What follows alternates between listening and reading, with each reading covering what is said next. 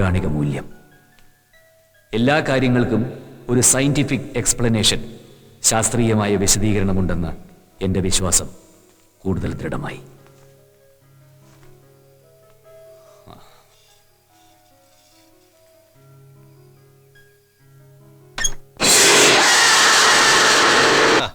എന്താ ഇത് റാം? എനിക്ക് തോന്നുന്നത് ഇത് തന്റെ ഒരു ഹാലൂസിനേഷൻസ് ആണെന്നാണ്. ഡോക്ടർ, ഞാൻ നേരിട്ട് കണ്ടതാണ്. എന്ത് കണ്ടെന്ന്? പിന്നെ റാം ഇപ്പൊ വളരെ ഡിസ്റ്റർബ്ഡ് ആണ്. നാളെ നമുക്ക് നേരിട്ട് മീറ്റ് ചെയ്യാം. Okay, by.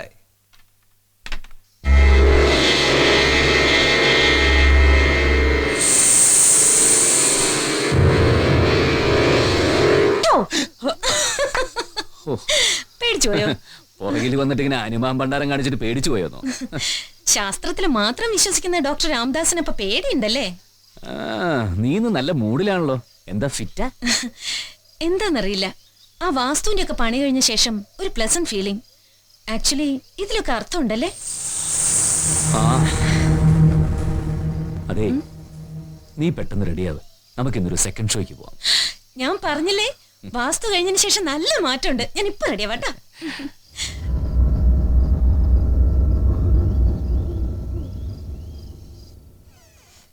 കരളി കരളിന്റെ കരളി നോ ചിരിക്കൂ.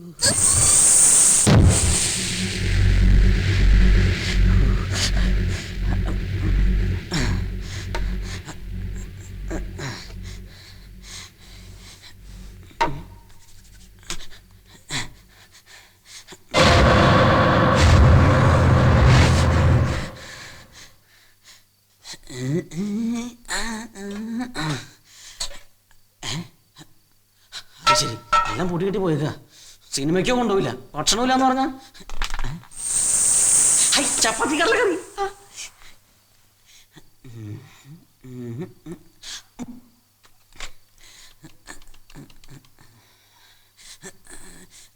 ഹലോ, നിങ്ങളുടെ ചോയ്സ് അല്ലേ? ഞാൻ ഗോപാലകൃഷ്ണനാണ്. ഞാൻ ഹൈദരാബാദിൽ നിന്നാണ്. ഞാനിവിടെ ഞാൻ ഡോക്ടറാണ്. ഞങ്ങൾ ഡോക്ടർമാർക്ക് എന്ത് ജോലി? ഓപ്പറേഷൻസ്, പേഷ്യൻസ്, ട്രീറ്റ്മെന്റ്സ് അങ്ങനെയൊക്കെ ആയിട്ട് പോണു. ഡെഡിക്കേറ്റ് ചെയ്യണം.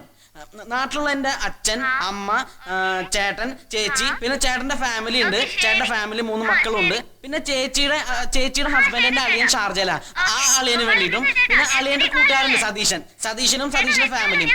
ആ ഫാമിലിക്ക് 3 മക്കളുണ്ട്. ആ 3 മക്കളുടെ പേരാണ് നിമ്മി, നീതു, നിഷ. അല്ല, ഇതെപ്പോഴാ കാണാ? ഇപ്പൊ കാണാൻ പറ്റുമോ? ശരി ശരി, ഓക്കെ ഓക്കെ. കരളി കരളിന്റെ കരളി.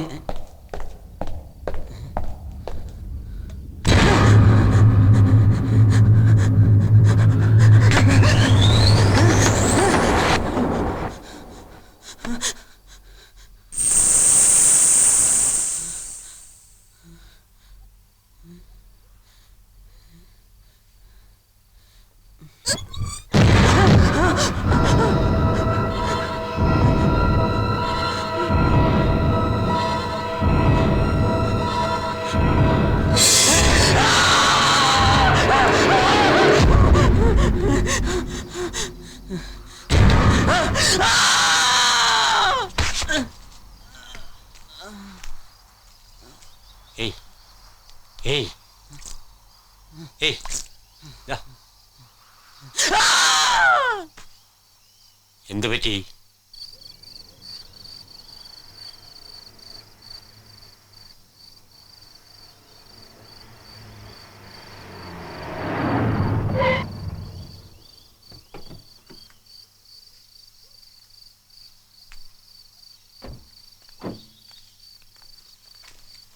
എവിടേക്കാണ് ഈ പാതിരാത്രി പെട്ടിയും കിടക്കൊക്കെ ആയിട്ട്? എനിക്ക് വയ്യ എന്നോട് നിൽക്കാൻ. നാട്ടിലെ ചാവാൻ ഇഷ്ടം പോലെ വഴികളുണ്ട്. വല്ല വ്യാജമദ്യം കഴിച്ച് ചാവാണെങ്കിലേ പത്രത്തിൽ പണം വരും, എന്റെ അമ്മയ്ക്ക് 10,000 രൂപ കിട്ടും. എന്നാലും ഇവിടുത്തെ പ്രേതങ്ങളുടെ അടി കൊണ്ട് ചാവാൻ ഞാൻ എവിടെ ഇവിടെ ഇവിടെ ഇവിടെ എല്ലായിടത്തും പ്രേതങ്ങളാ. അതെ, ഇനി വന്നേ. നീ പെട്ടെന്ന് ഇങ്ങനെ പോയാലേ ഇവർക്കൊക്കെ ആരാര് കൂട്ടുള്ളത്? അപ്പൊ സാറിന് പേടിയുണ്ടല്ലേ? സാറിന് എന്നോട് ശരിക്കും സ്നേഹം. എനിക്ക് വണ്ടി കൂലി മാത്രം ഞാൻ എവിടെയെങ്കിലും പോയി ജീവിച്ചോളാം. എടാ, ഞാൻ പറയുന്നൊന്ന് വേണ്ട, ഞാൻ എവിടെയെങ്കിലും പോയി ജീവിച്ചോളാം. ശരി നിന്നെ ഞാൻ ഡ്രോപ്പ് ചെയ്യാം. സ്റ്റാലിൻ,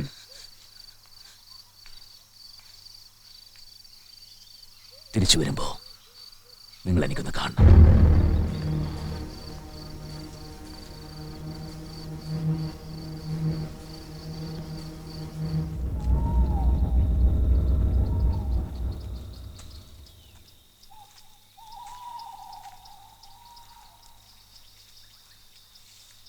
സ്റ്റാലിൻ,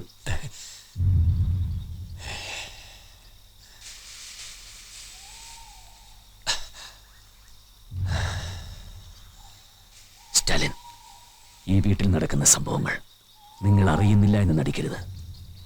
ഈ വീട്ടിൽ എന്തോ പ്രശ്നമുണ്ടെന്ന് നേരത്തെ നിങ്ങൾക്കറിയാം. ഇപ്പോഴും ഇവിടെ എന്താ സംഭവിക്കുന്നത് അത് പറയാൻ നിങ്ങൾക്ക് മാത്രമേ കഴിയൂ. പക്ഷേ നിങ്ങളെല്ലാം ഒളിക്കുന്നു. പറയൂ. ഞാനും വിശ്വസിക്കാതിരിക്കാൻ ശ്രമിക്കുകയാണ്. ഇതെല്ലാം ഒരു തോന്നലാണെന്നാണ് ഞാൻ കരുതിയത്. പക്ഷേ ഇപ്പൊ എൻ്റെ സംശയങ്ങൾക്ക് പോലും ഉത്തരം കിട്ടുന്നില്ല. ബാക്കിയുള്ളവർ പറയുന്നത് ഇപ്പോ ഞാനും വിശ്വസിക്കുന്നു.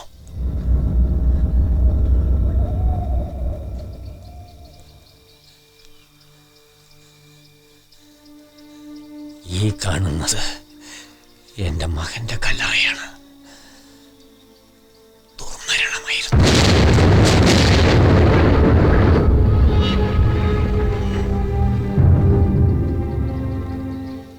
മരിച്ചവർ തിരിച്ചു വരില്ല. പക്ഷേ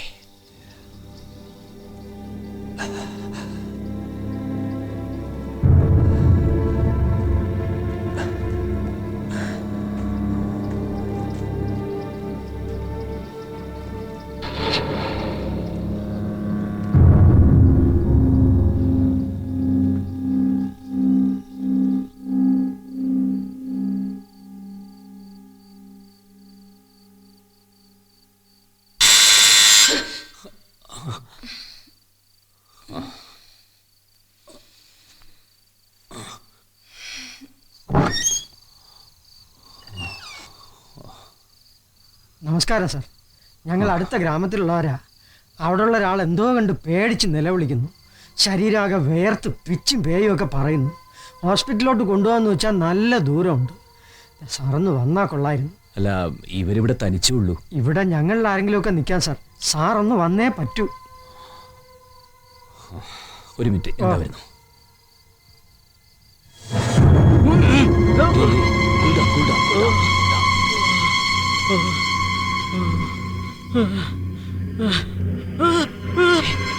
Relax, relax, relax.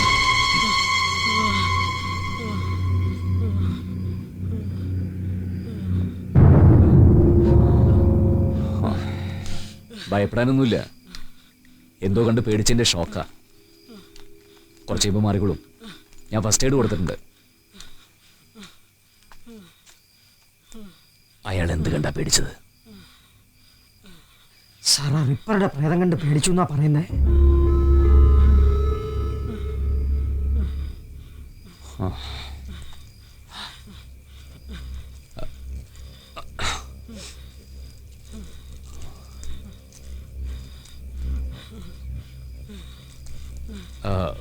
ഇതെന്താ?